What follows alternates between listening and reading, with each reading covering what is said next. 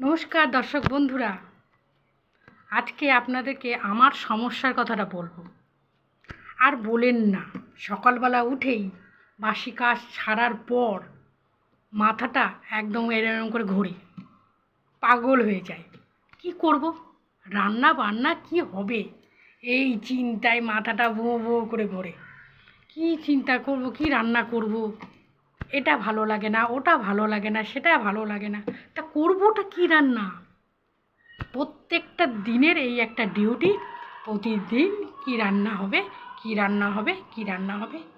আর বাড়ির লোকের কাছে জিজ্ঞেস করলে বলে কি, তোমার সমস্যা তুমি বোঝো, তোমার সমস্যার মধ্যে আমি নেই, কেননা ডিউটিটা তোমার। কি, আপনাদেরও তো প্রত্যেকটা দিন ডিউটি আছে, এই রান্নার ডিউটি। প্রত্যেক দিন বলেন এই সমস্যাটা হয় না প্রত্যেকের, কি রান্না হবে, কি রান্না হবে, কি রান্না হবে। যাই হোক, রান্না তো হয়, তারপরে চিন্তাটা একটু দূর হয়, আবার পরের দিন শুরু হয়। এটা আমাদের ডিউটি, এটা হলো আমার বিরাট সমস্যা।